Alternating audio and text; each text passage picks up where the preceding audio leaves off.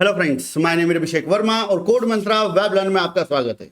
Last lecture की बात करें तो लास्ट लेक्चर मैंने आपको बताया था कि कमांड लाइन आर्गुमेंट्स क्या होते हैं। डन। अब कमांड लाइन आर्गुमेंट के बारे में मैं काफी चीजें आपको लास्ट वीडियो में बता चुका हूं, बट मुझे एक कंसेप्ट और बताना था और यहां पर मुझे आपको इस टर्मिनोलॉजी को एक्सप्लेन करना था कि ये जो वर्ड यहां पर लिखा हुआ है ये एग्जैक्टली क्या बताना चाह रहा है। डन। तो यहां पर सबसे पहले मैं आपके सामने एक प्रोग्राम बना रहा हूं जो कि मल्टीपल आर्गुमेंट्स को क्या करेगा, हैंडल करेगा। अभी तक की बात करो, आपने क्या करा था, आपने प्रोग्राम बनाया जिसमें केवल दो आर्गुमेंट लिए हैं, 0 और 1। मगर मान लो कि मैंने जब प्रोग्राम को रन किया और यहां से मैंने मल्टीपल वैल्यू पास कर दी, मल्टीपल, उस केस में क्या होगा? तो उस केस को अगर हैंडल करना है तो उसके लिए हम यहां पर थोड़ा सा लूप का यूज करेंगे। डन। चलिए, तो एक काम करते हैं, मैं यहां पर एक सिंपल सा प्रोग्राम बनाना चाह रहा हूं। वो प्रोग्राम क्या है भाई साहब, कि मैं कमांड लाइन आर्गुमेंट से जितनी चाहो उतनी वैल्यू पास आउट करूंगा, जितनी चाहो उतनी। और मुझे क्या करना है, यहां पर एक कोड करना है जो क्या करेगा, उन सारी वैल्यूज को ऐड कर देगा। डन। चलिए, तो एक काम करते हैं, यहां पर मैंने आपसे क्या बोला कि अगर मैं कमांड लाइन आर्गुमेंट से कोई भी वैल्यू को पास करता हूं तो ये सारी की सारी वैल्यू किसके पास जाएंगी भाई साहब, ये जाएंगी इस ARGS के पास में। 0 index, 1 index, 2 index, 3 index. Done. तो यहां पर इस ARGS की अगर बात की जाए तो ARGS क्या है, ये एक अरे है। डन। अब एक चीज ध्यान दीजिएगा प्लीज, नॉर्मली अगर अपन जावा की बात करें तो जावा में जो अरे होते हैं, अरे टॉपिक अभी आएगा जब मैं आपको ऑब्जेक्ट ओरिएंटेड पढ़ाऊंगा तब मैं अरे के बारे में डिटेल में बात करूंगा। डन। तो यहां पर अगर अरे की बात की जाए तो अरे की एक प्रॉपर्टी होती है जिसे बोला जाता है लेंथ। और लेंथ प्रॉपर्टी की अगर बात की जाए तो लेंथ प्रॉपर्टी का यूज करके आप अरे की लेंथ को आइडेंटिफाई कर सकते हो। डन। मतलब मान लीजिए आपका अरे है ARGS, तो अगर आपको इसकी लेंथ पता करनी तो आप क्या लिखोगे, ARGS डॉट लेंथ। डन। तो ये क्या बता देगा, ये बता देगा इस ARGS के अंदर कितने एलिमेंट आए हैं। अगर यहां से आपने 10 एलिमेंट पास करे तो ARGS ऑफ लेंथ की वैल्यू क्या हो जाएगी, आपकी 10। ध्यान रखना, ठीक है। इसको अपन डिस्कस करेंगे जब मैं अरे टॉपिक के बारे में डिटेल में बात करूं, मगर अभी आपको इसके बारे में ज्यादा सोचने की रिक्वायरमेंट नहीं है। डन। अब ध्यान दीजिएगा प्लीज। तो चलिए एक प्रोग्राम बनाते हैं। मान लो कि ये जो ARGS नाम का अरे है इसमें आपके पास में 10 वैल्यू आ जाती हैं, 15 वैल्यू आ जाती है, 100 वैल्यू आ जाती हैं। तो कैसे आप मैनेज करोगे? तो आपने यहां पे क्या करा, एक वेरिएबल ले लिया इंटीजर i। डन। और आपने एक लूप लगा दिया फॉर i इक्वल टू 0, क्योंकि भैया अरे की शुरुआत तो हमेशा 0 से ही होगी। i less than equal to ARGS dot length. यहां पर इक्वल टू नहीं लगाना, मुझे लेस देन लगाना है। क्यों? क्योंकि अगर आपका अरे 10 एलिमेंट का है तो उसकी इंडेक्सिंग कहां तक होगी, 9 तक। अगर आपका अरे 50 एलिमेंट का है तो इंडेक्सिंग कहां तक होगी, 49 तक। डन। और देन आपने यहां पे लगा दिया i plus plus, that's it. Clear? आगे बढ़ते हैं। अब यहां पर आपने एक स्टेटमेंट और लिखा, क्या?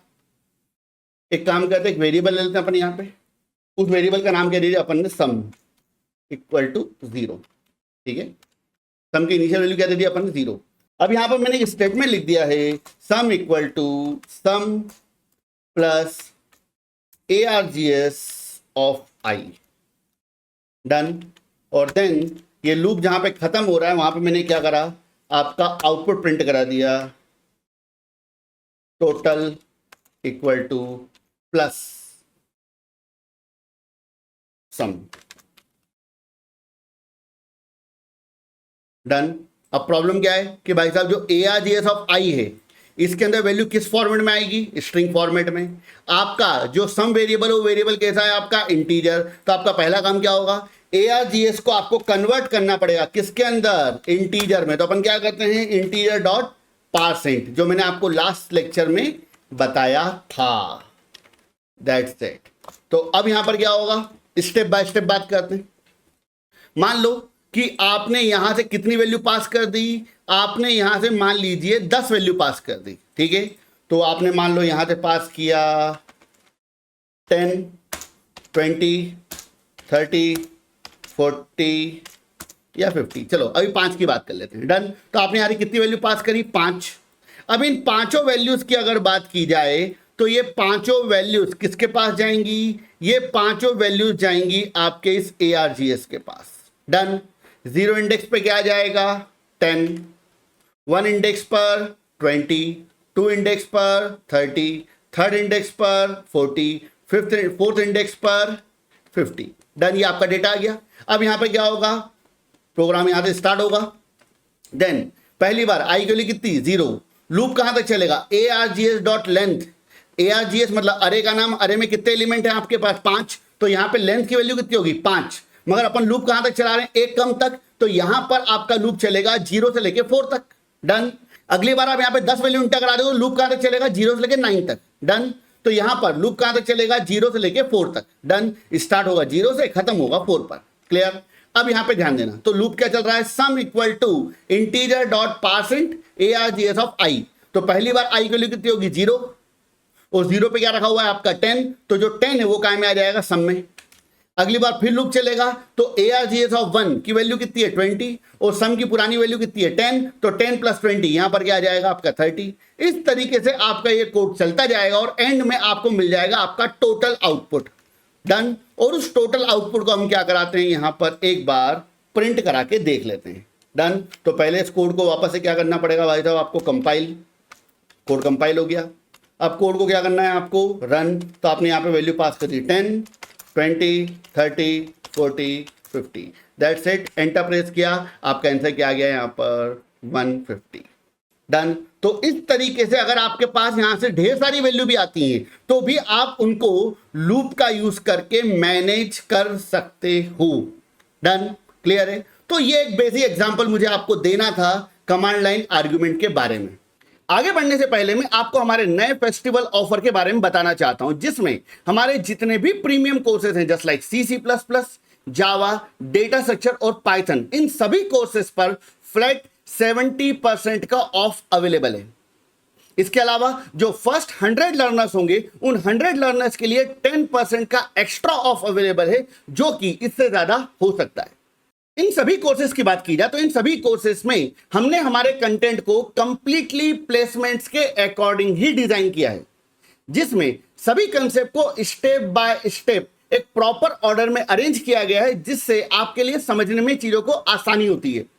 इसके अलावा जो भी कंटेंट हम आपको प्रोवाइड कर रहे हैं उसके साथ साथ आपको डिफरेंट टाइप के कोडिंग असाइनमेंट्स का एक्सेस मिलेगा। साथ ही साथ अगर आप चाहें तो आप इनिशियली कोर्स का access in the form of trial ले सकते हो। अगर आपको कंटेंट पसंद आ रहा है तो देन आप उस कंटेंट की फी को पे करके उसका एक्सेस ले सकते हो। और इसके बाद भी अगर आपको लगता है कि आपको कंटेंट समझ में नहीं आ रहा है या फिर आपने कोई गलत डिसीजन ले लिया है तो आप विद इन 3 days अपने पैसे के रिफंड के लिए रिक्वेस्ट कर सकते हो। आपका अमाउंट आपको कंप्लीटली रिफंड कर दिया जाएगा विदाउट एनी डिडक्शन। इसके अलावा अगर आपके माइंड में कोई डाउट है, कोई कंफ्यूजन है, तो आप हमारी टीम से कम्युनिकेट कर सकते हो, वो आपको बेटर तरीके से गाइड करेंगे। अब यहां पर एक इंपॉर्टेंट पॉइंट देखिए, यहां पर आपके सामने इस डेफिनेशन में, जो डेफिनेशन मैंने आपको बताई थी, तो इसमें मैंने इतना कंटेंट तो आपको कल एक्सप्लेन कर दिया था लास्ट वीडियो में। अब यहां पर बात करते हैं इस इंपॉर्टेंट टर्मिनोलॉजी की। यहां पर क्या लिखा हुआ है, ध्यान दीजिएगा प्लीज। यहां पर लिखा हुआ है कि जो कमांड लाइन आर्गुमेंट है वो यूजर को अलाउ करते हैं influence the behaviour of the program. जो आपका प्रोग्राम है उसका जो बिहेवियर उसको चेंज करने का, ठीक है, ये फैसिलिटी प्रोवाइड करता है कौन? कमांड लाइन आर्गुमेंट, कोड को चेंज किए बिना। डन। अब मैं आपको समझाता हूं, देखना प्लीज मैं क्या कर रहा हूं। मैं आपके सामने एक छोटा सा कोड लिख रहा हूं, सिंपल सा प्रोग्राम, 2 नंबर के एडिशन का। ठीक है, मैंने क्या किया, मैंने यहां पर सबसे पहले स्कैनर क्लास को इंपोर्ट कर लिया। तो मैंने यहां पे लिख दिया import Java dot यूटिल dot scanner, that's it. Done. और यहां पे क्या करा अपन ने, स्कैनर क्लास का एक ऑब्जेक्ट बनाया, scanner SC equal to new scanner.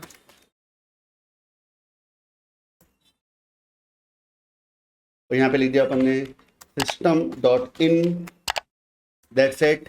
अब हमें क्या करना है, 2 नंबर के एडिशन का प्रोग्राम बनाना है। तो हमने 2 वेरिएबल ले लिए, 3 variable A, B, C, that's it. और यहां पर सिंपली मैंने स्टेटमेंट लगा दिया। अरे यार प्रिंटफ क्यों लिखाया था मुझसे बार बार। This out, enter the first value. ये सब चीजें अपन ऑलरेडी पढ़ चुके हैं। डन। प्रिंट एल एन के बजाय मैं क्या लगा रहा हूं यहां पे, प्रिंट, केवल केवल प्रिंट। और देन मैंने यहां पे लिख दिया a equal to S C dot next int. आपने इंट वैल्यू इंटर करा दी, फिर आपने एक और इंटीजर वैल्यू इंटर करा दी।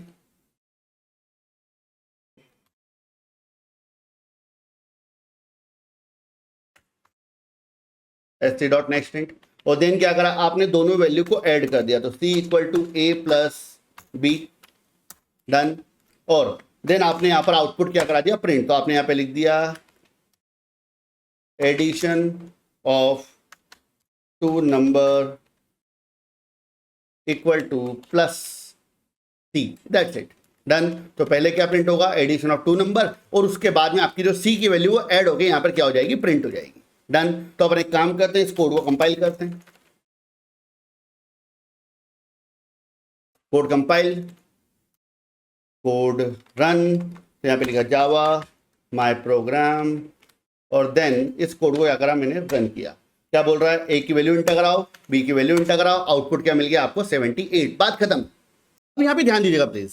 नॉर्मली जब आप एक बड़े लेवल पे काम करोगे, कंपनीज में वर्क करोगे, तो वहां पर आप जब कोई प्रोजेक्ट पे वर्क करोगे तो आपका काम केवल कोड नहीं होगा कि भैया प्रोग्राम बना दिया और प्रोग्राम को एग्जीक्यूट कर दिया।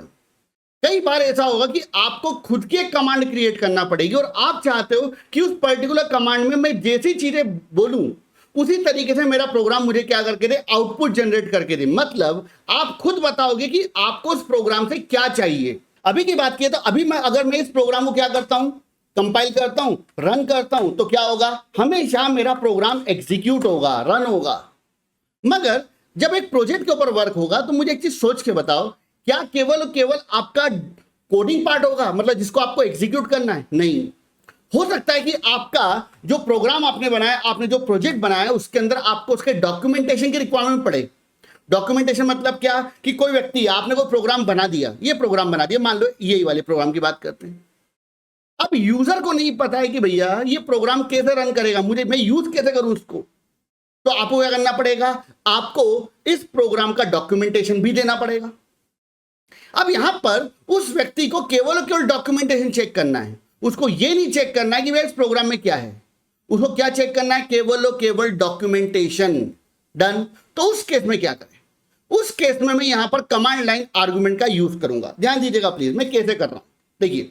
अब यहां पर अगर इस पर्टिकुलर प्रोग्राम की बात की जाए तो मैं क्या करता हूं, एक काम करता हूं, इस प्रोग्राम को वापस से कंपाइल करता हूं। मैंने कोड कंपाइल किया, मैंने कोड को रन किया। अब पॉइंट को ध्यान से समझना, मैं क्या चाहता हूं, मैं यहां पर यह चाहता हूं कि जब मैं प्रोग्राम को रन करूं और मैं किसी भी प्रकार का कोई आर्गुमेंट ना दूं, मतलब मैंने लिखा केवल जावा और माय प्रोग्राम, और मैं यहां पर अगर एंटर प्रेस करता हूं तो उस केस में मेरा प्रोग्राम जैसे एग्जीक्यूट होता है वैसे ही एग्जीक्यूट हो जाए।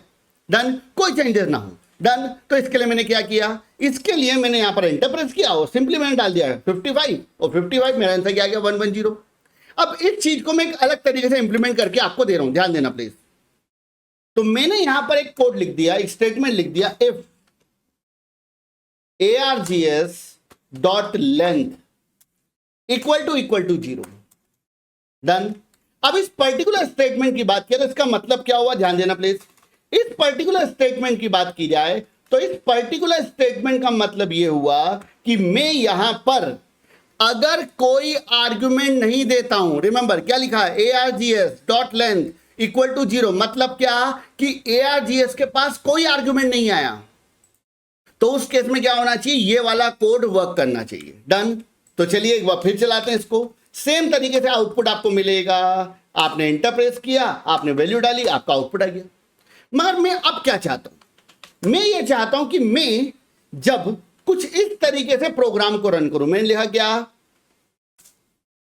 माय प्रोग्राम, और इसके बाद अगर मैंने लिख दिया मैंने डॉक, तो इसका मतलब क्या हुआ कि भैया जावा जी मेरे प्रोग्राम को रन करो, मगर मुझे प्रोग्राम को रन नहीं करना है, मुझे केवल डॉक्यूमेंटेशन देखना है, केवल डॉक्यूमेंटेशन। इस केस में क्या होगा? इस पर्टिकुलर केस की अगर बात की जाए तो इस पर्टिकुलर केस में मैं एक अलग तरीके से कोड कर देता हूं, ध्यान देना प्लीज। तो मैंने यहां पे क्या किया, मैंने यहां पर एक कंडीशन और लगा दी, if args dot length not equal to 0, मतलब उसकी वैल्यू 0 के बराबर नहीं है, मतलब कोई ना कोई आर्ग्यूमेंट तो आया है। डन। साथ ही साथ अगर args मतलब जो आर्ग्यूमेंट है उसके जो 0 इंडेक्स है उस पर क्या आया है भाई साहब, इक्वल्स, मैंने इक्वल्स का आपको बताया था स्ट्रिंग के बारे में, इक्वल्स आया है मान लीजिए क्या, डॉक। डन। इस केस में क्या होना चाहिए, इस पर्टिकुलर केस की बात की जाए तो इस पर्टिकुलर केस में आपको प्रोग्राम को एग्जीक्यूट नहीं करना है, आपको क्या शो करना है, केवल केवल डॉक्यूमेंटेशन। तो मैंने यहां पर एक सिंपल स्टेटमेंट लिख दिया है, HERE here is your all documentation.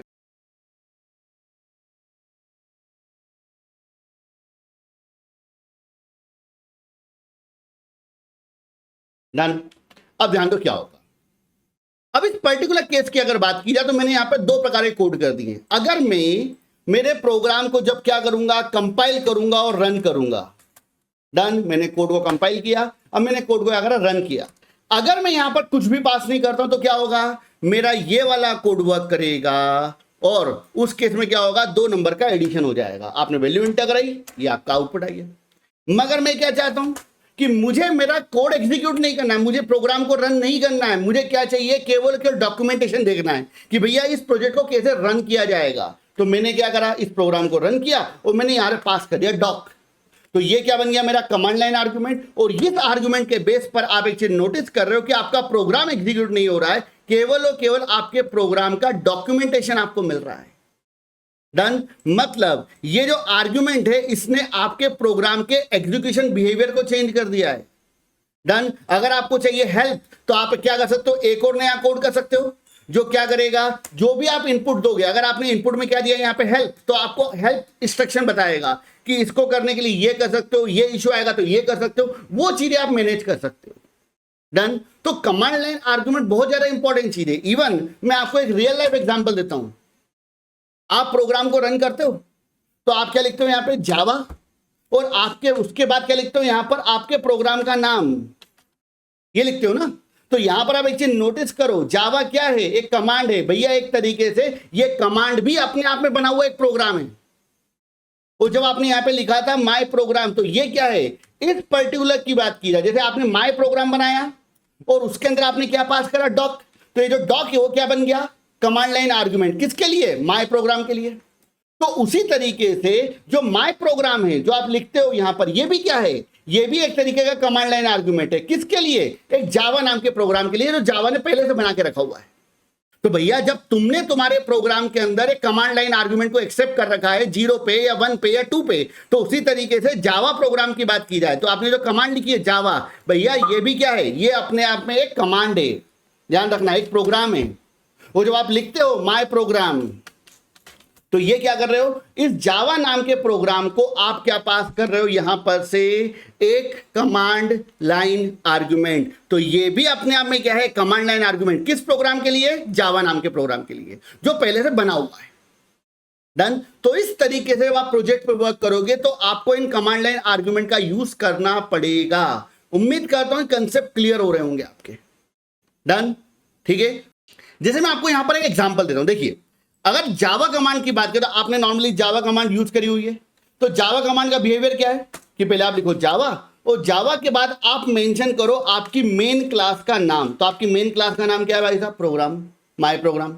Done. और क्या होगा, आपकी माय प्रोग्राम नाम की क्लास रन हो जाएगी, बात खत्म। बट क्या आप यहां पर जावा कमांड को केवल और केवल एक ही आर्ग्यूमेंट दे सकते हो, आपकी क्लास का नाम नहीं। आपने यहां पर लिख दिया /h। इसका मतलब क्या हुआ कि आप जावा से बोल रहे हो कि भैया भैया मेरी हेल्प कर दो यार। आपने यहां पे लिख दिया जावा -वर्जन।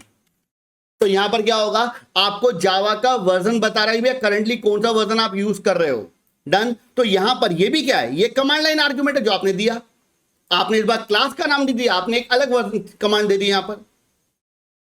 आपने यहां पर क्लास का नाम नहीं दिया, आपने यहां पर क्या दे दिया, एक अलग कमांड लाइन आर्गुमेंट जिसके थ्रू क्या मिल रहा है, आपको वर्जन मिल रहा है। जैसे मेरे प्रोग्राम में आपको करके बताया था, जब डॉक दिया था तो डॉक्यूमेंटेशन मिल रहा था, जब मैंने कुछ नहीं दिया तो क्या कर रहा है, प्रोग्राम को एग्जीक्यूट कर रहा है। डन। अगर बात की जाए तो मैंने यहां पे लिख दिया जावा डैश एच, तो एच का मतलब क्या हुआ, हेल्प। तो आपको यहां पे पूरा का पूरा हेल्प डॉक्यूमेंटेशन दे रहा है कि भैया आप क्या क्या चीजें दे सकते हो। तो आप जावा लिखोगे, जावा के बाद आप ऑप्शन में क्या दे सकते हो, क्लास का नाम, बहुत सारी चीजें अलग अलग दे रखी है यहां पे।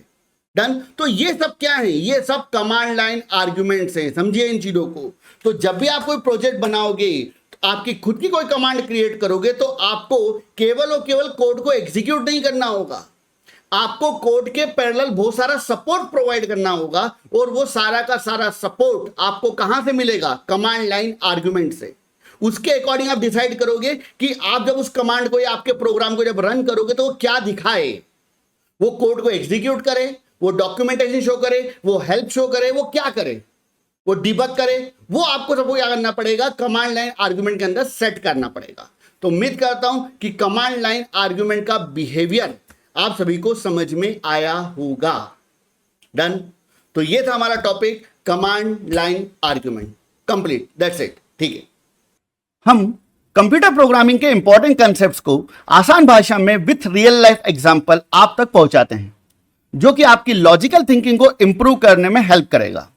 अगर आपको हमारा ये कंटेंट और एक्सप्लेनेशन अच्छा लगता है तो प्लीज हमारे चैनल को सब्सक्राइब करें। ये आपके लिए तो फ्री है, लेकिन इससे हमें और नए प्रोग्रामिंग रिलेटेड वीडियोस को बनाने के लिए मोटिवेशन मिलता है।